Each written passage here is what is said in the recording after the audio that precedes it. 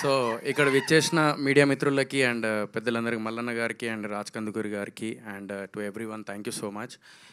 And ఇది సాయి సతీష్ అన్న నాకు చెప్పారనమాట ఇట్లా ప్రీ రిలీజ్ ఈవెంట్ ఉంది అని. ఎందుకంటే నాకు తెలుసు సినిమా కష్టం, మీ అందరికీ తెలిసిందే బూట్కట్ బాలరాజు అప్పుడు ఎంత పెద్ద కథ జరిగిందో. సో నాకు తెలుసు ఆ పెయిన్ ఏందో.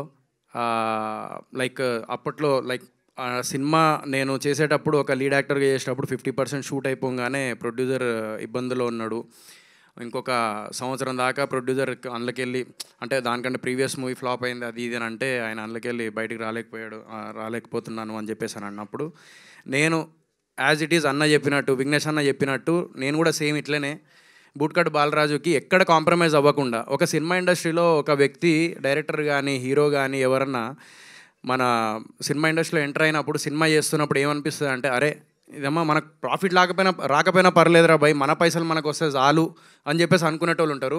రెండోది వచ్చేసి అరే అప్పులు తీరిపోతే చాలరా భయ్ అని చెప్పేసి అనుకునేటోళ్ళు ఉంటారు. సినిమా ఇక్కడ డబ్బులు సంపాదించడానికి, నిజం చెప్పాలంటే డబ్బులు సంపాదించడానికి అయితే రారు నాకు తెలిసి ఎక్కువ మంది, జస్ట్ పేరు కోసం వస్తారు. డబ్బులు సంపాదించడం అనేది అది లక్. బేసికలీ మన హార్డ్ వర్క్ అండ్ డెడికేషన్ ఎంత ఏం చేసినా కూడా ఒక లక్ అనేది కూడా ఒకటి కలిసి రావాలి. అదొకటి మనం వాస్తవానికి ఒప్పుకోవాల్సిన విషయం. ఎందుకంటే మంచి సినిమాలు కూడా తీసి తర్వాత ఓటీటీలో చూసి అరే ఈ సినిమా ఎట్లరా ఫ్లాప్ అయింది, థియేటర్లు ఎందుకు చూడలేదురా భయ్ అనుకునే సినిమాలు కూడా చాలా ఉన్నాయి. ఎగ్జాంపుల్ మన మనసుకు తెలుసు ఏమేమి సినిమాలు ఉన్నాయి అట్లాంటివి. సో అది లక్ కూడా కలిసి రావాలి. సెకండ్ థింగ్ వచ్చేసి నేను ఆ పెయిన్ తెలుసు, ప్రొడ్యూసర్ పెయిన్ ఎలా ఉంటుంది అనేది. ఎందుకంటే నేను కూడా అందులో నుంచే బయటపడినోడిని.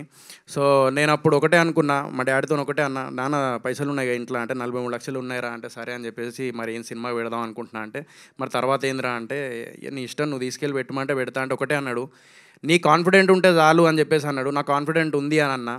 సో మన మీద మనకు నమ్మకం లేకపోతే ఎట్లా అని చెప్పేసి పెట్టేసిన. సరే లాస్ అయినాము, సగం డబ్బులు వచ్చినాయి, సగం డబ్బులు రాలేదు, లాస్ అయినా నాకు తెలుసు అవమానంగా కూడా ఫీల్ అయిపోయినా నేను ఆ టైంలో లైక్ ట్రోల్స్ వల్ల అదంతా. బట్ డెఫినెట్లీ ఎంత సినిమా ఇండస్ట్రీలో మేము వచ్చినా కూడా మళ్ళీ ఇది ఒక డ్రగ్ ఎడిక్ట్ లాంటిది. దీని అమ్మ జీవితం ఒక్కసారి పట్టుకుంటే మనం వదలలేమన్నమాట. ఇప్పుడు మొండిగా అంటే ఎప్పుడైనా కానీ లెసన్స్ అనేటివి నేర్చుకుంటూ ఉంటాం సినిమా ఇండస్ట్రీలో.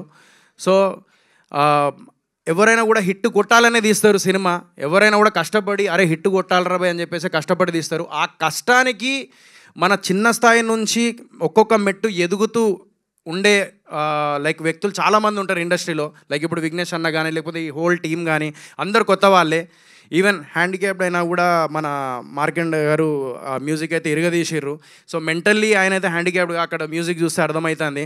సో ఇంతమంది టాలెంటెడ్ ఉన్నప్పుడు ఏంటంటే వాళ్ళ కష్టాన్ని గుర్తించి ఒక్క 200 రూపాయలు పెట్టి వాళ్ళ థియేటర్కి వెళ్ళి చూస్తే వాళ్ళ అప్పులైనా కూడా లేకపోతే రేపటి రోజున అరే నీ సినిమా ఒక 10 మంది చూసిర్రా అని చెప్పేసి, మా సినిమా 10 మంది చూసిర్రా అని చెప్పేసి చెప్పుకోనికన్నా ఒక ధైర్యం ఉంటుంది, ఇండస్ట్రీలో ఉండాలని చెప్పేసి అనిపిస్తుంది.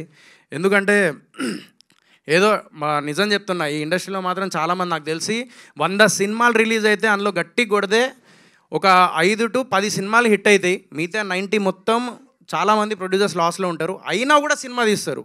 ఓన్లీ కేవలం ఏదో ఒక రోజు కొడతాం కదా అని. జస్ట్ సినిమా తీసేది ఏదో లైక్ డబ్బులు సంపాదించడానికి లేకపోతే ఏదో అని పక్కన పెడితే ఓ 10 మంది ముందు మన సినిమా గుర్తింపు రావాలి అని తీసేటోళ్ళు కూడా చాలామంది ఉంటారు. సో ఆ సినిమా వీళ్ళు కష్టాన్ని మీరు గుర్తించి అండ్ ఈ అవుట్పుట్ కూడా నేను ఇందాక చూసిన. సో చాలా న్యాచురల్గా తీసిర్రు, విలేజ్ బ్యాక్డ్రాప్ కదా, సో న్యాచురల్గా తీసిర్రు. సో అందరు ఎంకరేజ్ చేయాలని మనస్ఫూర్తిగా కోరుకుంటున్నాను.